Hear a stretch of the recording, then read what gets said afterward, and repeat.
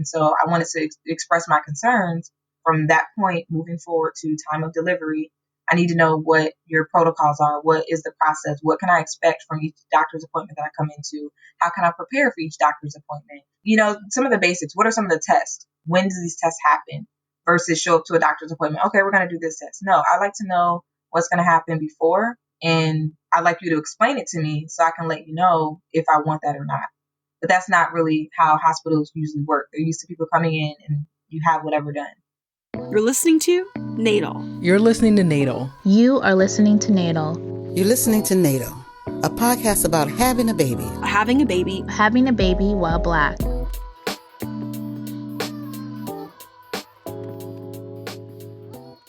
Hey y'all, welcome back to Natal. I'm Gabrielle Horton. If you've been tuned into Natal this season, you know that we've spent a lot of time talking about what care really looks like for Black birthing parents across the country.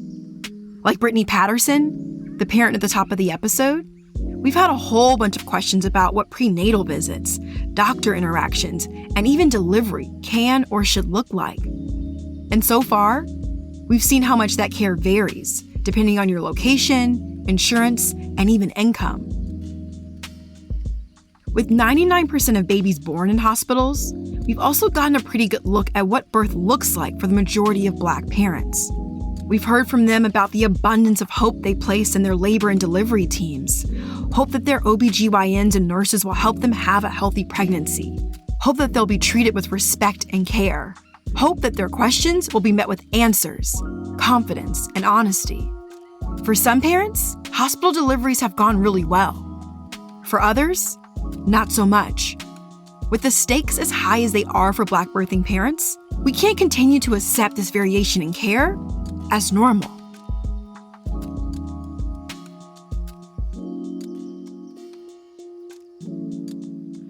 So what if I told you that there are models of care that don't center the OBGYN and hospital staff as the only decision makers during a family's pregnancy? What if I told you that there are models of care that emphasize collaboration, wellness, community, and even self-advocacy? Models that welcome questions about the process, tests, and protocols.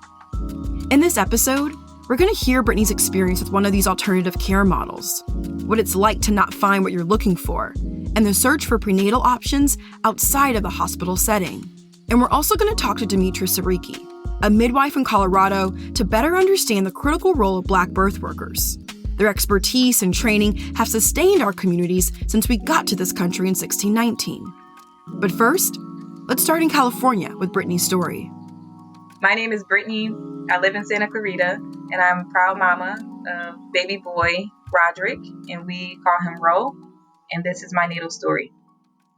In 2017, Brittany and her partner Rod found out they were pregnant. I was really excited to become a mom, but at the same time, not rushing it, wanting to take my time with it. And so when I did find out that I was pregnant, it was a surprise, and it was unplanned. And so finding out that I was pregnant was definitely nerve-wracking. At the same time, it was just a blessing. And so I received it and just moved forward and was excited.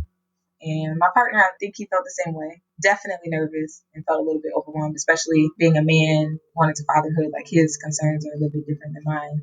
Once Brittany reached the end of her first trimester, the couple was excited to share the good news with their family back in Ohio. We had fun with it too. We just flew home, didn't tell anyone, and surprised everybody. And it was a lot of fun. And we recorded most of those reactions, which is awesome. I was able to put it together into a video, and I have like this nice compilation of like all the surprise reactions. So I love that I have that, and I'll be able to share that with Ro when he gets older. I think initially the first thing is, okay, I need to make a doctor's appointment. And then of course we did have a conversation around finances, living situation, and just all those normal thoughts that come up. Okay, how do we from here? Knowing we have a baby coming in 9 months, what do we need to do? So it's a lot of thoughts around finances. The couple was making their way through their pregnancy to-do lists. But when it came time for Brittany's first prenatal appointment, things didn't go so well. And then we had a doctor's appointment with the OBGYN, and she was not Black, and she was just less than enthused. I'm not sure if she was having a bad day. Who knows? But we tried our best to connect with her. Like I'm a people person, so any person I'm talking to, I'm gonna ask questions and get to know them a little bit. And I tried my best to do that, and she wasn't for it. And so she just kind of was just doing the standard procedure, and I just felt like it was very mechanical. There was no feeling really involved in it, in the whole process. And, we were excited at that point, especially me. So I didn't really let any of that get in the way of how I felt. But just afterwards, I'm like, that was not okay. That was not cool. That wasn't a cool experience. And I even asked Rod about how he felt, because the whole time she never made eye contact with him. And she I wouldn't say she suggested, she just said, and just so you're aware, you don't necessarily have to come to all the appointments. They become monotonous, and, it's the same old thing. And right there, I just didn't agree with that. Like, it shouldn't be the same. If it's the same, then I feel like you, as the OBGYN, you're doing something wrong. I have a life growing inside of me. So every time I come, my stomach is growing, different feelings come up. It shouldn't be the same thing. And so I felt like that was her way of politely saying that she would probably feel more comfortable if he wasn't in the room. And I strongly disagree with that. Even though her body was going through all these changes, it was really important for both Brittany and Rod to feel seen, heard, and cared for during their prenatal visits. After all, they both made this baby, and they were both eager to meet their baby with every bit of information and resource available to them. They wanted to learn, grow, ask questions, and enjoy the pregnancy. They just wanted their OBGYN to feel the same. And so I just let the nurses know that I never wanted to have an appointment with her again. And they, not to book me with her. And I requested that they book me with the OBGYN who did my pap smear. It was a similar situation. She was more jolly, I'll say, more bright. But she had more of the hat of, I'm the doctor. And so this is how, I'm running the show. This is how things are going to go. Therefore, I know what's best. Allowed me to lead this process. And it was just frustrating because she would interrupt. Just in her mind, just thinking, oh, yeah, I know what you're going to say. It's like, well, no. And even if you do, let me get this out. So that right there, I felt like, well, if you continue to interrupt me, you're not respecting what I have to say. You don't want to hear me. You're not listening. In between those appointments, I'd done so much research, and my concern had grown for just how the hospital system worked. By this point, Brittany had seen 2 OBGYNs. Neither of them made her feel cared for. In addition to all the Google searches and reading, Brittany had recently watched The Business of Being Born, a 2008 documentary produced by 90s talk show host Ricky Lake. Maternity care in the United States is in crisis. People don't have the information. Medical decisions are being made for monetary and legal reasons, not because they're good for the mother and the baby. The film focuses on New York City and explores a history of obstetrics, midwifery care, and the economics of childbirthing. And it gave Brittany a whole lot more to think about. So that just kind of brought up all these emotions. And so I wanted to express my concerns and ask about, from that point moving forward to time of delivery, I need to know what your protocols are. What is the process? What can I expect from each doctor's appointment that I come into? How can I prepare for each doctor's appointment? What are some of the tests? When do these tests happen? Versus show up to a doctor's appointment. Okay, we're going to do this test. No, I like to know what's going to happen before. And I'd like you to explain it to me so I can let you know if I want that or not. But that's not really how hospitals usually work. They're used to people coming in and you have whatever done. As much as Brittany cared about the data and every single step of the process, she also cared about being cared for. This was her first baby. And Brittany was in California, thousands of miles away from her family. But more than anything, this mom-to-be just wanted to know that her hospital team saw her as a whole person whose questions, concerns, and feelings mattered. And so throughout my entire process, I felt like I never got that from any healthcare staff. I never got anyone to say, Brittany, how are you feeling? I see that you've been working really hard, and I'm really impressed. I'm really proud of you that you're taking an active role. I love that you're leading in your pregnancy experience. I think it's so beautiful, and I just want to check in with you. How are you feeling? Because I know it's a lot. You're growing a baby inside of you. Nobody ever did that. And I was able to get that support from my mother, who lives out of state. And I was able to get that support from Rod, my partner. And that was helpful, but it's still, with my mom being away, it's like you still kind of want that motherly love in a way. And I saw it in some of the research that I was doing, or watching videos and seeing how other midwives would care for their patients. And I felt it through a phone call that I had with a midwife, a local midwife who owns a birth center out here in Santa Clarita. I got off the phone with her and I cried, because that was like the feeling and connection that I was looking for, that was missing. And it's so simple. It's just listening. And she goes, "Oh my gosh, congratulations. This is your first baby. Oh wow. Like, you are just in for a treat. It's going to be so amazing. Like, you're in for the time of your life. And I'm so excited for you." And she gave me some tools, some resources to then go and do my own research. And, it was just great. And I'm like, why couldn't I have had this at the hospital? Brittany's question was so valid. Why was her experience with the OBGYNs so different than this short call with the midwife? Coming into Natal, I had very little knowledge about this larger birth worker community, let alone midwives. Certainly I had heard of them, but I didn't really know what they did and why they mattered.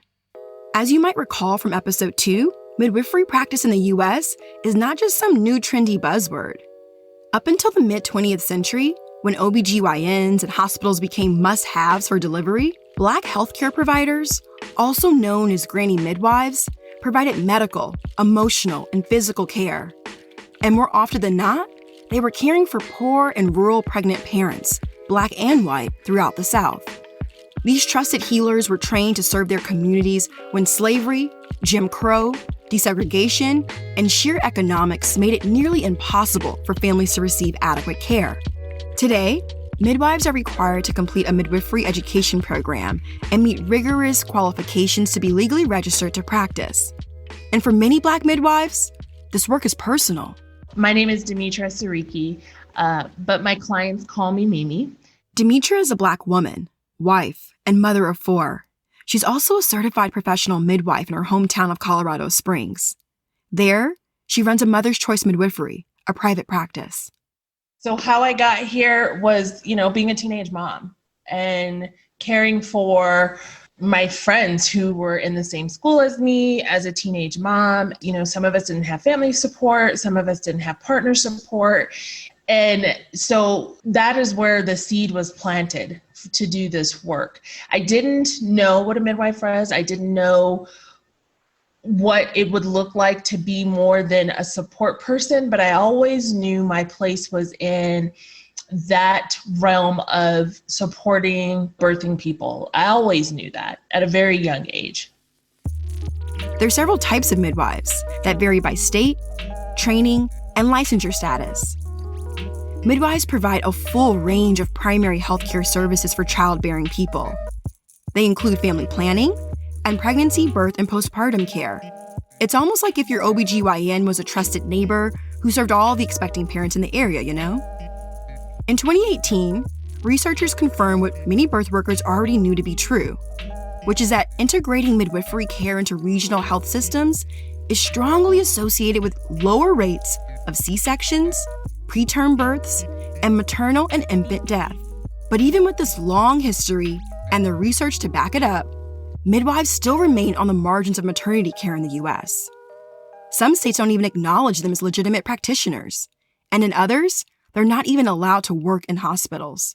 And if we've learned anything about how our medical system treats Black birthing parents, especially now, during a global health pandemic, we know that this collaborative, parent-centered approach is as essential today than ever before. Like when you call an OB's office and you're like, I'm 8 weeks pregnant, you might be super excited. You might be nervous. You might be anxious. You might be unsure, right? And it's like, okay, when was your last period? Okay, well, this is when we're going to see you. And when you pick up the phone and you call a midwife and you say to me, hey, I'm looking for a midwife. I'm pregnant. The first thing out of my mouth is congratulations. Congratulations. I don't think that we do that enough in a society, as specifically in Black and Brown communities, just really acknowledging that you are pregnant. And this is a time of celebration. It shouldn't be a time of fear. It shouldn't be a time of you being afraid of being judged, because there's a lot of that. It can come from your community and your family. When you are in the care of a midwife, you are seen as a human. You are met at a very humanistic level of care. You're not an incubator. You are not a vehicle. You are a pregnant person. Your life is valued and your baby's life is valued. So much of Demetra's advocacy lies in her commitment to removing barriers to care for Black childbearing folks. She makes sure that young parents aren't navigating pregnancy without a support system like she was nearly 20 years ago. A good amount of the work that I do is for folks who are seeking home birth. However, the practice itself offers two types of service. So home birth is one, but the other is our prenatal open access. And the prenatal open access was created solely based on the voices of the community for folks who were looking for a perinatal care provider who was of color or specifically a Black person, but fearful to have their babies in the home and wanting to still have that hospital birth experience, but recognizing how important it is to have a provider who looks like them, who can meet them where they are, to have an environment in which they don't need to code switch. And so that's what the prenatal open access is. Now that was the kind of energy Brittany wanted to feel from her hospital providers. That one phone call let her know that it was in fact possible for her to receive the type of support she deserved. If you're like me, right about now you're probably thinking, this sounds awesome, but what does it cost? So let's talk numbers real quick. According to the Center for American Progress, the average out-of-pocket cost for a hospital birth is $4,500 with insurance. But let's say you don't have insurance. You're looking at a price tag of roughly $30,000. But what about midwifery care? What does that cost? Midwifery care in an out-of-hospital setting is quite pricey. That's why it looks like it caters to the upper echelon of communities. So for here in Colorado, for example, most, what you're going to find the most is anywhere from $3,000 to $5,000 out of pocket. That fee includes prenatal care, midwifery and nurse care during labor and delivery, and oftentimes home visits after birth. But for parents like Brittany, who simply want a midwife versus an OB to manage their prenatal care, that cost can be even lower. Because midwifery care isn't always covered by health insurance and prices vary by practitioner, some midwives offer sliding scale, pay per visit, and payment plan options to ensure that families aren't going broke just to have a baby. So it's $40 per visit. So you come in, you see me, it's $40. And then that goes down once you hit 36 weeks, because obviously I'm seeing you more frequently. So that goes down, I believe it's $25 until you have your baby. And then you go to the hospital, you come back to me. And then the face-to-face visits are $20. So the goal with the prenatal open access was not to create a cost barrier. It was to remove a cost barrier. Like, I really had to think about how can I work outside of systems and structures, because the systems and structures that are in place are not working and our outcomes aren't better. So that was really, really important, not to create another financial burden. No, I don't require full payment all at once. 100% of my families are on payment arrangements. And because of the cost, it's doable. The last thing I want to do is create a circumstance or a situation where a family cannot receive the care that they need because of finances. To me, that's just, it's inhumane. It's not right. Ethically, it's not right. Even though Brittany considered her health insurance coverage to be pretty good, these very systems and structures presented yet another obstacle. She was still getting the runaround about whether or not her midwifery care would be covered and what her options for care would be. I had some of them say, no, won't be covered. The couple of people, I think it was maybe 2 or 3, I think 3 different representatives I talked to, they said, yeah, it can be covered, but it's going to take a lot of digging, a lot of following up. And yeah, so it just seemed like, okay, it's going to be a challenge. And then there's still the risk that it won't be covered. Still, Brittany kept at it. All of the phone calls and long wait periods gave her a chance to sharpen her questions, figure out what she needed to ask, and who she really needed to talk to. Steps that Demetra also encourages her families to do. So I had to learn to be more succinct with my questions and with my responses and learned to use their language to ask the right questions. That helped. And that was a part of how I found out about midwife care, and where I did talk to a kind lady, and she goes, well, you can see a midwife. That was early on after I told her a little about my experience. And I go, oh, I would definitely like to, meet with a midwife. And the lady I met with, she was nice, but I don't know. I don't know if I was the first Black person or Black people that she had ever seen, or because it was just always weird. But the main thing from that appointment, I would say, is I knew in my mind that I wanted to have a medicated birth, no interventions, so long as everything was going well. And I expressed that to her. That first midwife appointment was far from perfect, but Brittany knew exactly what she was looking for. And, well, this just wasn't it. One thing that did make Brittany feel good was that the midwife made eye contact with Rod and engaged with him as much as she did with Brittany. Those seemingly small details left the couple feeling hopeful about their midwife search, even if this first appointment was a little awkward. They crossed their fingers that the next midwife they'd meet would be the one. So that was a difference. And I did mention that to her. I said, well, I want to say thank you for including Rod, including my partner, because we didn't get that in the last 2 appointments that we had with the OBGYN. And she did give a recommendation for another midwife because of the birth goal that I had. And the midwife that she was recommending previously owned her own practice. And she also had water births at home with her kids. And so I'm like, okay, well, she has, an experience similar to what I'm looking for, more on the unmedicated, less intervention side. So yeah, I would like to meet with her. She was really nice. Still, it was just a disconnect. There was a gap. There was just the emotional connection wasn't there. But I felt comfortable moving forward based on her experiences with giving birth, me explaining my birth plan. She was attentive. She listened. There was just the emotional connection wasn't there. It's hard to put into words other than just emotions, You can be nice and then you can show love. And it wasn't like that. Love.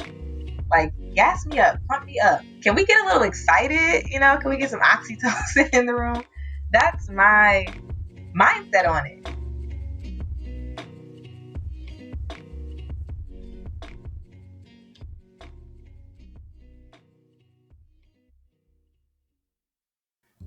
Throughout this season, we're highlighting different podcasts that explore various facets of the Black birthing experience.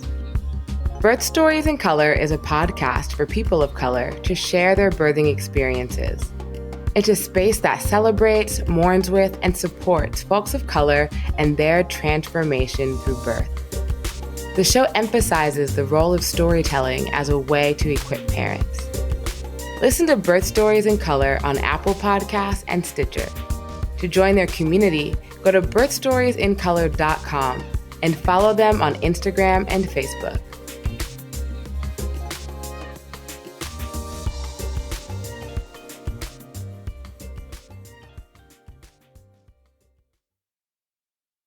As Brittany's pregnancy advanced, she started to settle into a healthy rhythm with her new midwife. Brittany enjoyed having more time and space to say what she wanted to say and ask questions freely. And Rod was right by her side throughout the entire process.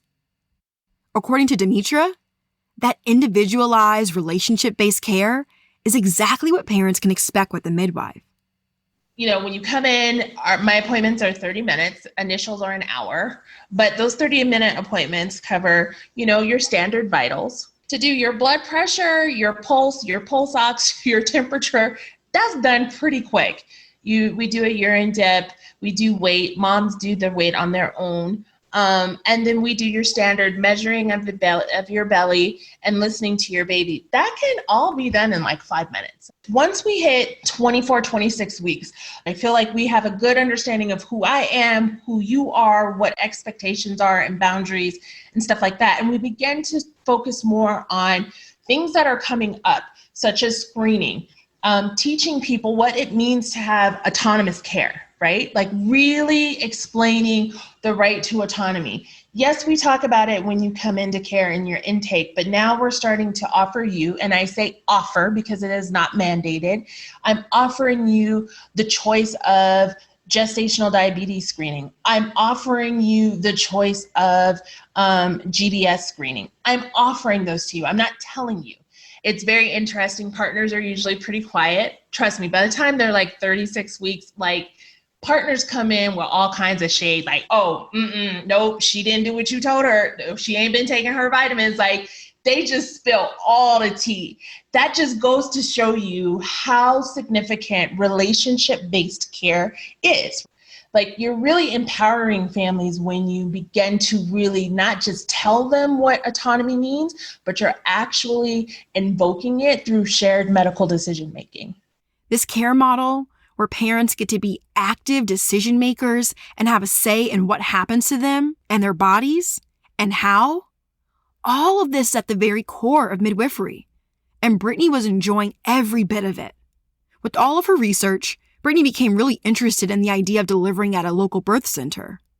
But her insurance company wouldn't cover it, and the out-of-pocket costs was just too much for her and Rod. The hospital was the only option. I needed to just kind of let that go. So I just had to grieve that a little bit. And the midwife at the birth center, she was encouraging. She said, it doesn't, like, you can still have a very beautiful experience at the hospital. I'm thinking, yeah, you're right, I can. I just was focusing around fears and the things that could go wrong. And I just had to then fix my mind on, yes, I can have a beautiful birth experience at a hospital. I'm just going to have to really work hard for it. And I'm going to have to go in there prepared. I have to be my own doctor first. And so by me going in there and knowing the protocols, then that, helps me to be able to ask the right questions and make a birth plan a quality birth plan that they can honor and respect. And to them, it communicates, okay, they came in here prepared. Birth plans are the North Star, y'all. That's why we talk about them so much. A birth plan is a personal wish list of how you want your delivery to go, from where you give birth, to how many people are in the room, to your preference for pain management. Even the little details are included, like, do you want the lights dimmed while your favorite song plays in the background? And do you want your boo, bae, partner, mama, or friend to feed you ice chips while you wait for your baby's arrival?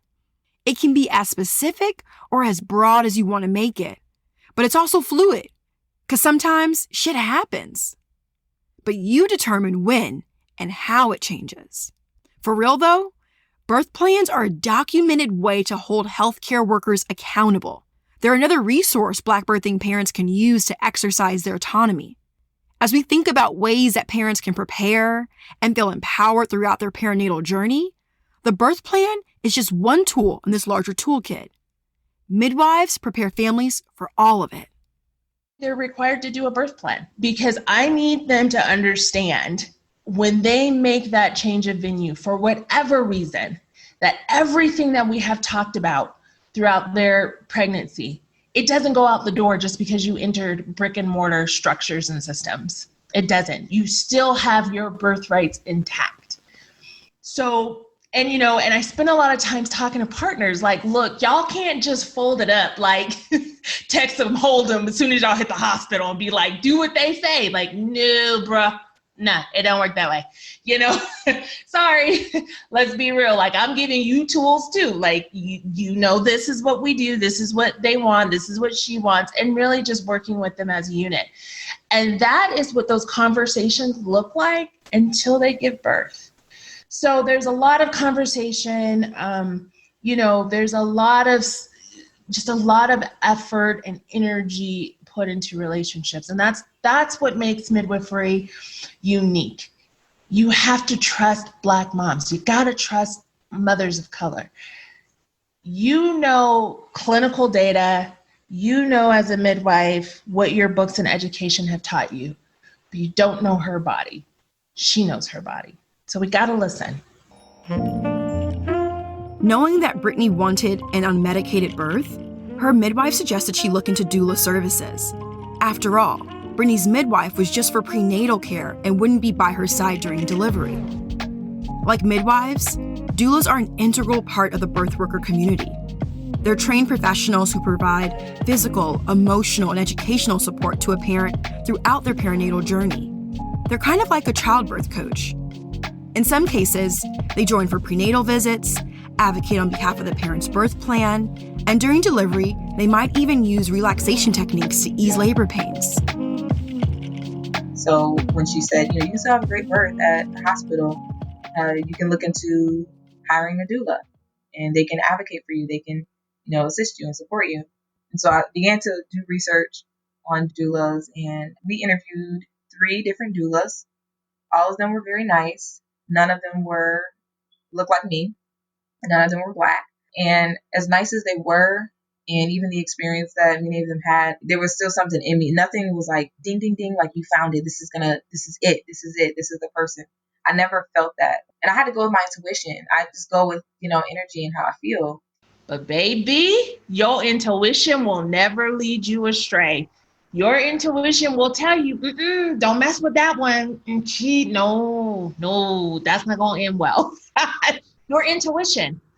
You got to listen to your intuition. When that little voice is like, exit to the left, you need to pivot and exit to the left, okay? Number 1, intuition. Number 2, I do show up as my authentic self. So when people call me, I'm pretty sure at the beginning, they like, and at the end, they're like, oh, she like Black auntie. Oh, we like her. I'm just honest. I'm like, and I will use words like in full transparency. It's important for you to understand this is my philosophy of care. So that way I can give them a tangible tool of, okay, listen, I strongly feel like this is not going to be a good fit for us. I feel like in your heart of hearts, this is where you want to be. So let's get you some tools, a doula. Let's get you some safeguards in place so that you can enter that space with a sense of preparedness. Like that's super, super important. Without that, it doesn't matter if it's out of hospital birth or it's in hospital. You're gonna have a train wreck. So that's super important. Last year, the Black Women's March, and I did a speech on birth rights. And one of my comments in there was, baby girl, if it doesn't feel right, it ain't right. Do your due diligence. Do your homework. Ask people about that provider. Don't just go because you feel like that's the only option. When you say, I'm just going to go because that's the only midwife available or that's the only OB available, you are literally rolling the dice on you and your baby's life. Period. So lean into that intuition. It's there for a reason.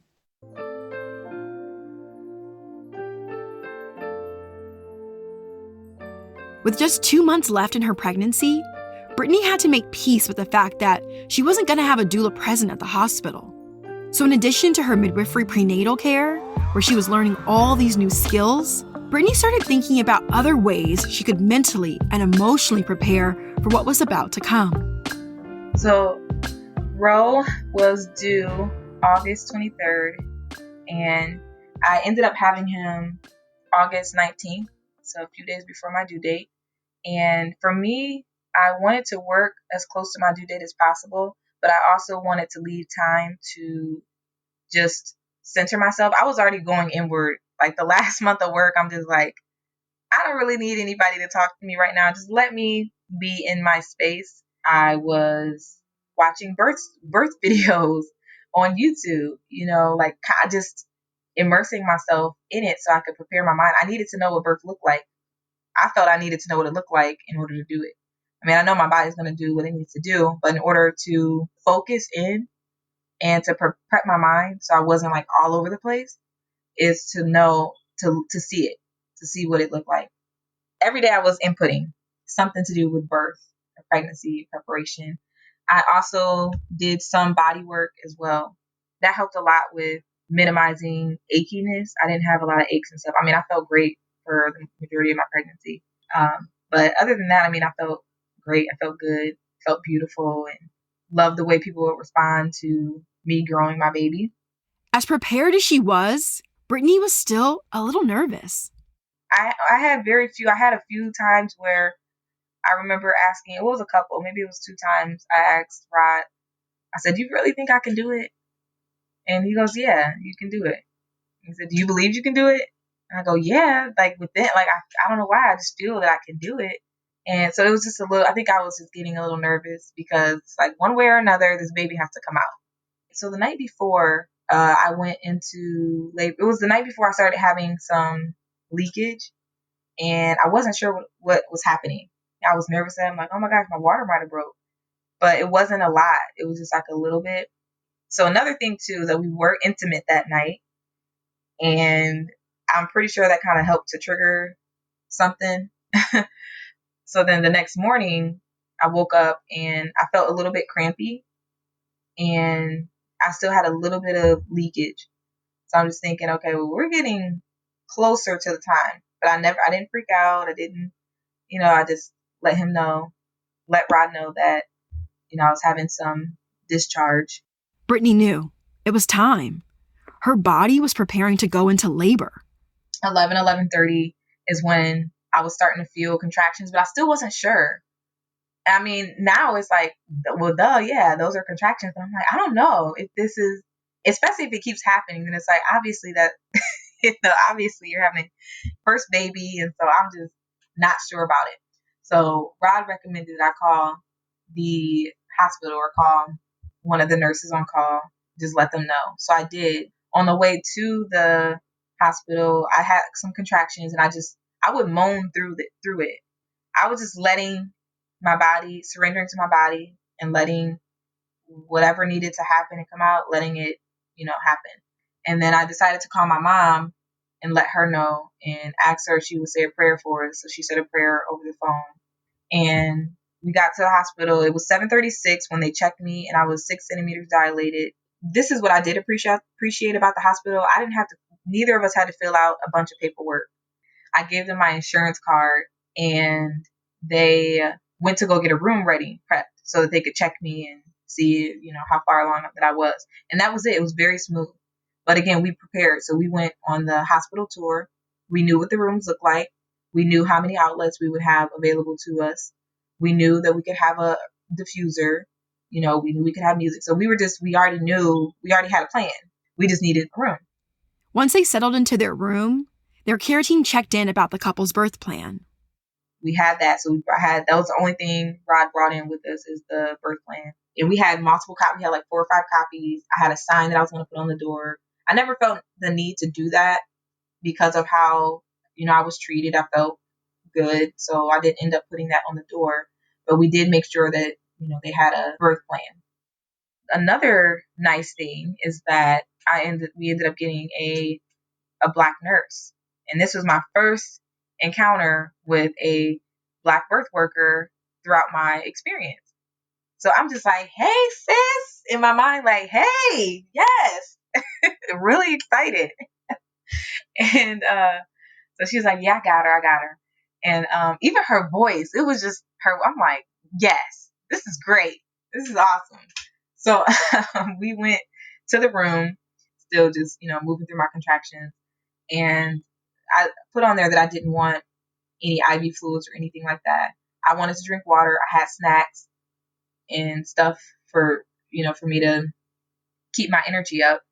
A natural, unmedicated delivery was included in Brittany's birth plan. She wanted to feel free and in control as she welcomed her baby into the world. And an IV heplock wasn't part of that plan. Brittany imagined the heplock would tether her to one of those big metal IV poles with bags of fluid and tubing all over the place. But actually, IV heplocks are a lot simpler. The small needle just goes into the forearm or hand without any tubing or poles. It gives nurses immediate vein access in case of an emergency. So I had a quick conversation with Rod, and he's like, they're not giving you an IV, it's just a heplock. So if you feel comfortable, then I would say to do it. And so I decided to get the heplock. Mind you, I'm still having contractions, every so often, 5 to 7 minutes apart. So I'm on the medicine ball, and I'm like leaning against the bed, just kind of swaying and rocking, moving. And the nurse, she brings in the anesthesiologist, and she goes, so I brought in one of the best. He's really good at, putting the IV in. And so I know you said you don't like needles, so we'll just make it real smooth. And then at that point, the anesthesiologist asked me if I wanted to hear anything about an epidural. And I said, no, I don't. And so he goes, okay, so we'll just do the hep lock. We'll, be real quick and then get out of your hair. Anyway, my eyes were closed. I'm rocking. And he says, okay, so I'm going to, or when this contraction stops, then I'm going to go ahead and do it. And I'll go, okay. He's like, we'll just do it in between contractions. And to me, like, great, sounds awesome. So I let him know, like, okay, I have a contraction coming. I'm like moving my hand a little bit. And he's like, no, like, we have to get this in. So then he continues to try and stick me and get a vein while I'm like swaying on the ball and like trying to not move, but still trying to, move through the contraction. Because it's hard to just sit still when you have that much power moving through your body. The anesthesiologist ended up administering the hep lock. And it's not that Brittany wasn't expecting it. It's just that it happened so fast and differently than what they agreed upon. I feel that he wanted to hurry up and get it done. I didn't like that he, like in the beginning, he affirmed and said, like, we made verbal agreement that he would do it in between contractions, and then all of a sudden it changed because you decided to get impatient. It's like, and I didn't even want the hep lock. It seems minor, but to me, when I think about it, it's like, no, you totally disrespected my space, and I like that. Those are little small things that we let them get away with, and then they become bigger things, and that's not okay. If someone says stop, you need to stop. There was no emergency. There was no reason for him to have to do that. These seemingly small, but not small at all, violations of patient trust during labor are things that Demetra not only hears about often, but actively prepares her families to push back against during their hospital stay. And you'd be surprised at the questions that come up. Like, most people understand what induction is and Pitocin is and what breaking of the waters are. But what they don't understand are the violations that take place inadvertently to our bodies, right? Like having a nurse come in and, pulling the sheet back to do an exam and not giving you that modesty and privacy just because you're having a baby. That doesn't mean that you need to be fully exposed for an exam. Like, something so simple to me could be devastating to somebody who's birthing. You know what I mean? So just really walking them through the different things that they can potentially be exposed to and how to handle it. Aside from that anesthesiologist, Brittany's labor was going as well as could be. Her contractions weren't letting up. This baby was on the way. The labor itself was good too. The contractions were very intense, but I was never suffering or in agony. I had a few moments where I felt pain, and that's when I was like freaking out at moments where, like, with pressure, but then once I would get back and focus on my breathing, I was good to go. And I was saying that at the end, I'm like, okay, I've got to get him out now because I was so tired. I'm like, it's time. And I was kind of talking to him in a way, but not directly to him. I was more so talking to Rod, like, okay, it's time for him to come out. He's got to come out now. And I'm pretty sure, I believe that he heard me and he knew. And I even probably knew that it was about to happen. On August 19th, 2019, after 9 months of meticulous planning, research, and prenatal midwifery care, Brittany and Rod were finally saying hello to their healthy baby boy Ro. Once he came out, I just felt I felt relief. And then I felt the warmness of him. Oh, it was funny. So when he came out, she grabbed him and like she lifted him up. And so he was facing me and I was looking at him and he peed. So that part was really funny and super cute. I was just relieved. Like, I think my first thought was like, oh my gosh, like, okay, he's out. He's here. So at that point, I'm just feeling him and I kind of pull him up closer to me. We did delayed cord clamping. So they gave that time to let the cord stop pulsating. And at that time, I'm just, talking to him, kissed him, and I rubbed him. I was more so just rubbing him and making sure, he had good circulation and blood flow. Rob was able to cut the cord and he was just really warm and I was just comfortable right there. I was tired. So I just wanted to just keep him there and just lay for a little while. And my recovery was great. I had no issues, not even much pain. And something that I didn't mention about the nurse is that she didn't provide a lot of physical, she didn't provide touch and hands-on. She was more of that spiritual voice and coaching And she was almost like that mother connection that was very helpful with just focusing on your breathing. And, after the contraction, it's easy to just kind of like stay tense. You like stay in this state of like, whoo, like your body is just like, you have all this energy surging through you. And so I would need to be reminded to just let your body fall, relax. And so that was super helpful because that makes a big difference, which is kind of like preserving the energy that you do have and just like allowing, your body to just drop. I think our birth experience, it was what it should have been, because it was really just me and Rod, and it's been me and Rod. And so just, that's something I always have, knowing that he stepped up, he showed up, he was there. I mean, he didn't leave the room at all. I don't even think he used the bathroom the entire time. So the whole time he was there giving me water, giving me a little bit of snacks, and giving me the counter pressure and just encouraging me as well around my breath. I'm sharing my story because we need to hear more stories from Black mothers, from Black parents, from Black families. We know that the maternal mortality rate among Black women is extremely high, the highest. We know that the infant death rate among Black babies is extremely high. And so these are conversations that we need to have. And it's like, we need to hear more of the stories. I love how my sister describes it as we have to be willing to have courageous conversations. It's not always easy and comfortable to share your story. Sometimes it can be triggering, if you're still dealing with things. So I respect and understand that some people, it may take time for them to do that.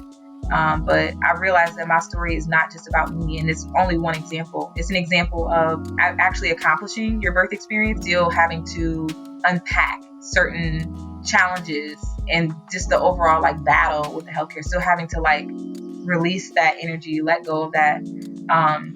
So I know if I'm going in well prepared and informed of what's going on and I'm still having challenges, I mean, can you imagine someone who's going in and they have no idea what to expect or what to look out for or what to eat? They may not even know, I don't even know the birth plan I want. They don't know. We don't know.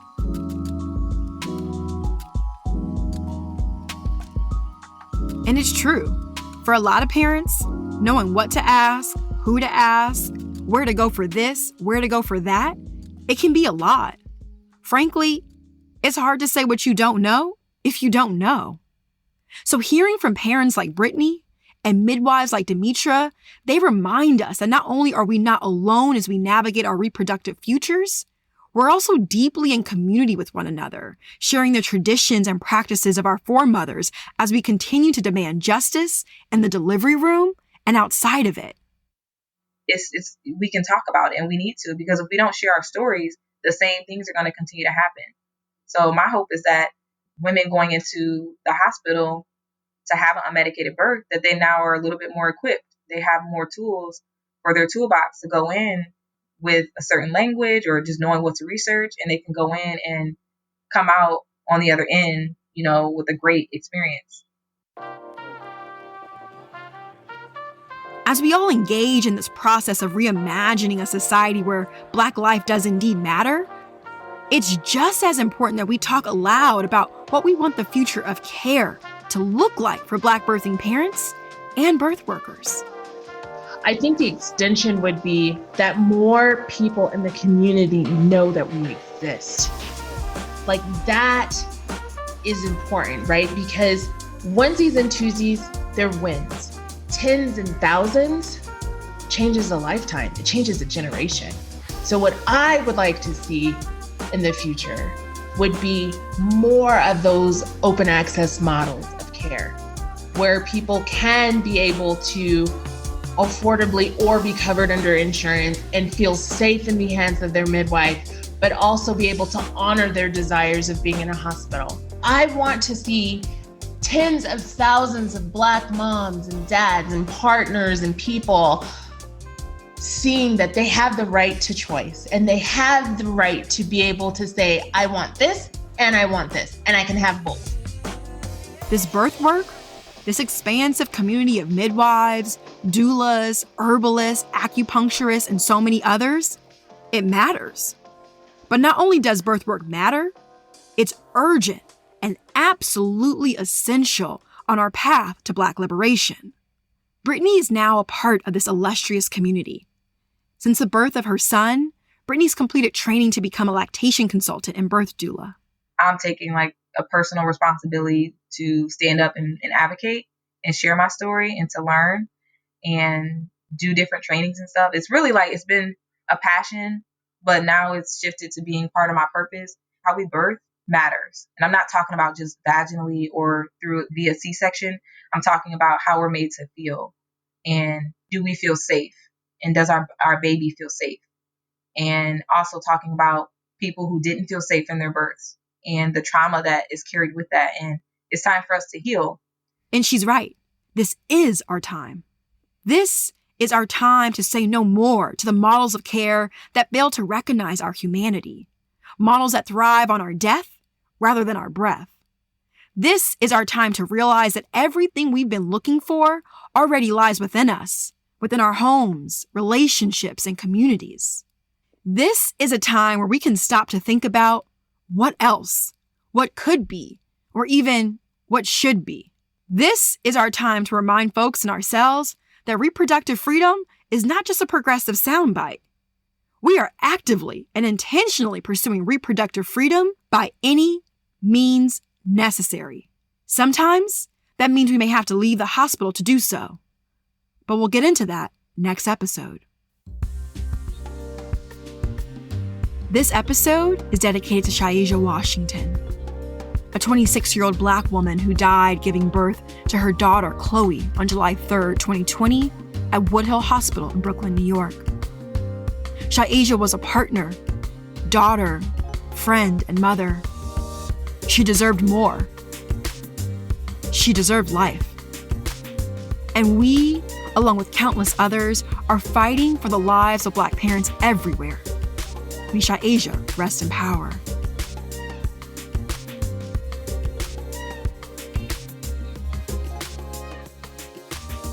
Natal is a collab between You Had Me at Black and The Woodshaw. Subscribe, rate, and leave a review wherever you get your podcast. Visit natalstories.com for exclusive content like our community blog and resource hub, and donate to our production fund while you're there. Be sure to follow us on Instagram and Twitter at Natal Stories, and join the Natal group on Facebook to keep the conversation going. You can find the links to everything in the show notes. Special thanks to Black Mamas Matter Alliance, the University of Southern California Annenberg Center for Health Journalism, and our reporting mentor, Catherine Stifter, the Economic Hardship Reporting Project, our sponsor, Coddle, and Natal advisor, Adiza Egan. Natal is executive produced by us, Martina Abraham Zalunga and Gabrielle Horton. Tiara Darnell is the editor who puts it all together. Jody Williams and Taylor Hosking, our producers, get the stories. And our sound designer and engineer, Jess Jupiter, hooks it all the way up.